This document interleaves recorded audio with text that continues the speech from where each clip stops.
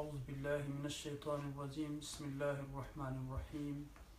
الحمد لله رب العالمين والصلاة والسلام على أشرف الأنبياء والمرسلين اللهم لا سهل إلا ما جعلته سهلا وأنت تجعل الحزن إذا شئت سهلا يا مقلب القلوب صرف قلوبنا على طاعتك اللهم رب زدنا علما اللهم رب زدنا علما۔ اللہ پاک کی حمد و ثنا اور عقائد و جہاں نبی مکرم تاجدار عرب و عجم سید المرسلین خاتم النبیین صلی اللہ علیہ وسلم کی ذات گرامی پر درود و سلام کے بعد رب کائنات کا احسان عظیم ہے کہ اس نے ایک بار پھر ہمیں یہ قیمتی لمحات عطا فرمائے کہ ہم اس کی مقدس کتاب کے ساتھ چند لمحوں کے لیے مل بیٹھیں اور اس کی کتاب حکیم کو صحیح طریقے سے پڑھنے، سمجھنے، اس پر عمل کرنے اور اس کا پیغام دوسرے لوگوں تک پہنچانے کا ذریعہ بنے۔ رب کائنات سے دعا ہے کہ وہ ہمیں قرآن حکیم کا فہم سلیم عطا فرمائے اور اسے صحیح طریقے سے سمجھنے، اس پر عمل کرنے اور اس کا پیغام دوسرے لوگوں تک پہنچانے کا ذریعہ بنائے۔ اس نعمت پر رب کائنات کا جتنا بھی شکر ادا کیا جائے وہ کم ہے۔ گزشتہ درس کی مجلس میں ہم نے سورہ بقرہ کی آیت نمبر 215 پہ گفتگو کی تھی کہ صحابہ کرام نے حضور نبی اکرم صلی اللہ علیہ وسلم سے سوال کیا کہ یسألون ماذا ينفقون، تو انہوں نے حضور نبی اکرم صلی اللہ علیہ وسلم سے سوال کیا۔ قرآن نے ان کے سوال کا جواب دیا کہ کل ما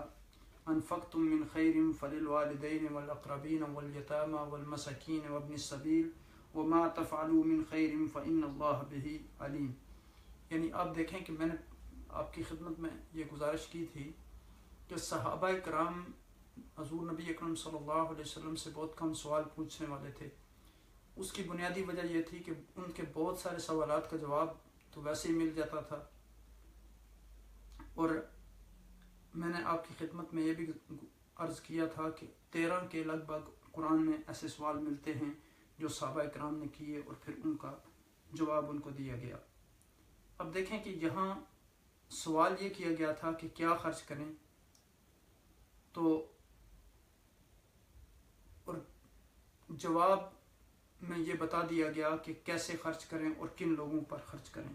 اور پھر یہ بھی بنیادی چیز بتا دی گئی کہ جو خیر ہے، جو بھی چیز آپ نیکی کا کوئی بھی کام کرتے ہیں تو اللہ کے علم میں ہے کہ آپ نے کس نیت سے کیا ہے، اس کا اجر خدا کی ذات دینے والی ہے۔ اب اگلی آیہ کریمہ، اب دیکھیں کہ پیچھے ہم نے جب آیت نمبر 190 اور 150 میں ہم نے گفتگو کی تھی کہ جب دشمن حملہ کرے یا حملہ کرنے کی تیاری میں مصروف ہو تو اس وقت جو ہے جہاد فرض ہوتا ہے۔ تو رب کائنات نے یہاں چونکہ جو سیناریو سارا مکہ مکرمہ کا تھا کہ ان پر ظلم و ستم کیا گیا، ان کو اپنی عبادت تک کرنے سے منع کر دیا گیا، ان کو اپنے گھروں سے نکال دیا گیا، ان سے مال و دولت چھین لیا گیا،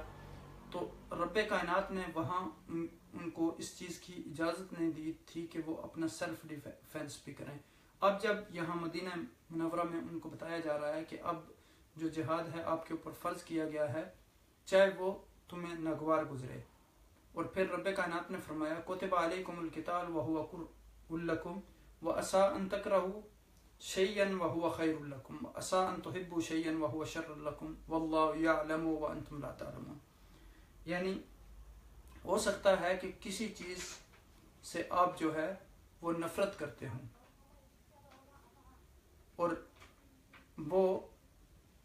آپ کے لیے بہتر ہو، اور ہو سکتا ہے کہ کسی چیز سے آپ محبت کرتے ہوں اور وہ آپ کے لیے شر کا باعث ہو۔ تو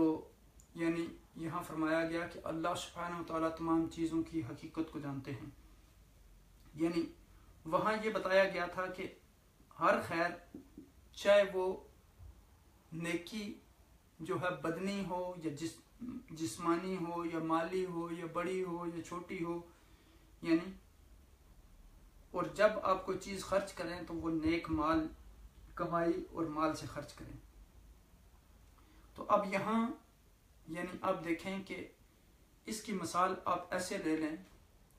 کہ جتنے بھی آپ کام کرتے ہیں اس میں انسان کو تکلیف ہوتی ہے. یعنی ایک آدمی مثلا ڈاکٹر بننا چاہتا ہے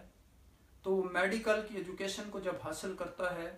تو وہ راتوں کو جاگتا ہے, اسٹڈی کرتا ہے, اس کے اگزام ہوتے ہیں, اس کے لیے اس کو کتنی تکلیف برداشت کرنی پڑتی ہے. لیکن جب اس کے سامنے اس کا رزلٹ آتا ہے, وہ اپنی میڈیکل کی ڈگری لیتا ہے, ڈاکٹر بن جاتا ہے, تو وہ ساری چیزیں اس کو آسان لگتی ہیں. اسی طرح امتحانات کے لیے, ایگزام کے لیے آپ تیاری کرتے ہیں, پڑھتے ہیں, راتوں کو جاگتے ہیں, لیکن جب رزلٹ آتا ہے تو آپ کو مسرت ہوتی ہے. اسی طرح آپ دیکھیں کہ کھانا پکانے کے لیے کتنا ٹائم لگتا ہے انسان کو. کھانا تیار ہوتا ہے تو کتنی دیر میں آپ کھا لیتے ہیں. اسی طرح آپ دیکھیں کہ سردیوں کے موسم میں جب آپ کو مشقت کے ساتھ صبح اٹھنا پڑتا ہے, بعض جگہوں پہ جہاں یہ سہولت نہیں ہے کہ ٹھنڈا یا گرم پانی ہو تو وہاں ٹھنڈے پانی کے ساتھ بھی وضو کرنا پڑتا ہے. تو بظاہر یہ مشقت ہے, مشکل کام ہے, طبیعت پر گراں گزرنے والی چیز ہے, لیکن جب اس کا اجر جو اللہ نے رکھا ہے وہ ملتا ہے انسان کو, مومن کو, تو پھر اس کے لیے وہ چیز آسان ہو جاتی ہے. اسی طرح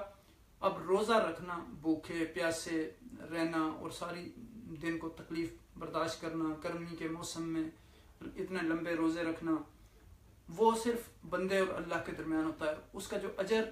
انسان کو جب ملتا ہے, جیسے رب کائنات نے فرمایا کہ للصائم فرحتان, یعنی روزے دار کے لیے دو خوشخبریاں ہیں. فرحتن عند افطار, ایک تو جب افطار کرتا ہے اس وقت, اور دوسری جو خوشخبری ہے وہ فرحتن عند لقاء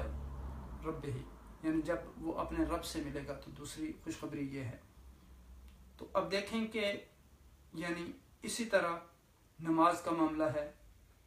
اب دیکھیں کہ بنیادی طور پر کوئی مومن بھی, یعنی ہوا کرہ لکم یہاں مکروہ کے معنی میں آیا ہے, اللہ کے کسی حکم سے بھی یعنی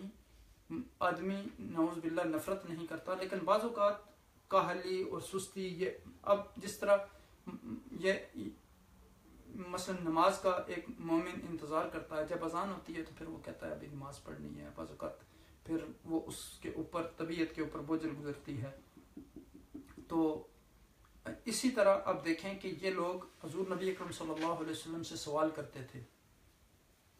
تو جب ان کو جواب ملا تو اب یہ چیز ان کی طبیعت کے اوپر گراں تھی.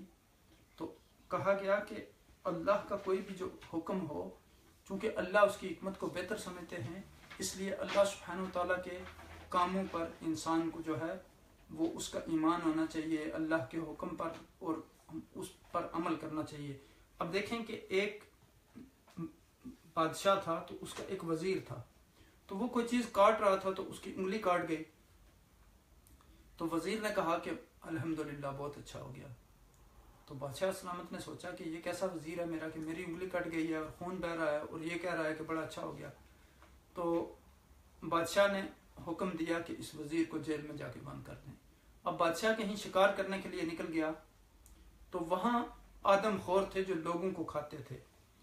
تو لیکن ان کے ہاں اس طرح کی شرائط تھیں جس طرح آپ دیکھیں کہ قربانی کے جانور کے لیے ہوتی ہیں کہ اس کو کوئی بیماری نہ ہو, کوئی ایسی چیز نہ ہو. تو جب انہوں نے دیکھا کہ اس کی انگلی کٹی ہوئی ہے تو اس کو چھوڑ دیا, پتہ نہیں کیا اس کو بیماری ہوگی. تو اس وقت اس کو یہ بات سمجھ میں آئی کہ جو اس نے یہ بات کہی تھی کہ الحمدللہ یہ بہتر ہو گیا, تو اللہ سبحانہ وتعالیٰ نے اس کے ذریعے سے میری جان کی حفاظت فرما لی. تو اب جب واپس آیا تو کہا کہ وزیر کو نکالو. اس سے پوچھا کہ مجھے یہ تو سمجھ آ گئی ہے کہ اللہ نے میرے حق میں یہ بہتر کیا, لیکن آپ کا تو کوئی قصور نہیں تھا اور آپ کو میں نے جیل میں بھیج دیا. تو اس وقت اس نے کہا بادشاہ سلامت, چونکہ میں آپ کا وزیر تھا اور اگر مجھے آپ جیل میں بند نہ کرتے تو میں بھی شکار کرنے آپ کے ساتھ جاتا. تو آپ کی تو انگلی کٹی ہوئی تھی لیکن میں تو صحیح سلامت تھا, اگر میں آپ کے ساتھ ہوتا تو وہ مجھے کھا لیتے. تو اسی طرح آپ دیکھیں کہ بعض اوقات ایک واقعہ بیان کیا جاتا ہے کہ ایک شخص کسی دیہات میں رہتا تھا, تو اس کی ساری پونجی اور سارا مال و دولت جو تھا وہ ایک گدھا تھا, ایک مرغا تھا اور ایک جو کتا تھا. تو کچھ عرصہ گزرا تو اس کا جو ہے وہ کتا فوت ہو گیا, پھر اسی طرح مرغا فوت ہو گیا. تو وہ ہر بار کہتا تھا کہ اللہ سبحانہ تعالیٰ نے جو بھی کیا ہے میں اس پہ راضی ہوں الحمدللہ. تو اسی طرح گدھا بھی فوت ہو گیا. تو کہتے ہیں کہ وہاں کہیں ڈاکو چور اس دیہات میں آ گئے, تو تمام لوگوں کے جو جانور تھے یا مرغیاں تھیں ان نے آوازیں نکالیں اور آ کے ان کو پکڑ لیا، گرفتار کر لیا، لیکن اس شخص کے ہاں کوئی چیز بھی نہیں تھی تو وہ محفوظ رہا اور ان کو پتہ ہی نہیں چلا کہ اس گھر میں بھی کوئی رہتا ہے۔ تو اللہ کی ہر حکم میں کوئی نہ کوئی حکمت ہوتی ہے، تدبیر ہوتی ہے، اس لیے اللہ سبحانہ و تعالیٰ کے احکامات پر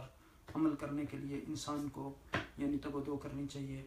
ہمیں یعنی اپنا مال اللہ سبحانہ و تعالیٰ کے راستے میں خرچ کرنا چاہیے، ہمیں ہمیشہ برائیوں سے بچنے کے لیے اس راستے میں کوشش کرنی چاہیے، اپنے آپ کو اللہ کے راستے پر لگانے کے لیے۔ یعنی آپ دیکھیں کہ یہ اللہ سبحانہ و تعالیٰ نے زندگی کے چند لمحات جو ہمیں عطا فرمائے ہیں، یہ ایک نعمت ہے، اور اس نعمت پر ہم رب کائنات کا جتنا بھی شکر ادا کریں وہ کم ہے۔ اب دیکھیں کہ شیخ سعدی رحمۃ اللہ علیہ کہتے ہیں کہ انسان اگر دن رات اپنی عبادت میں گزار دے، وہ اللہ سبحانہ و تعالیٰ کی صرف ایک نعمت کا شکر ادا نہیں کر سکتا، اور وہ کیا ہے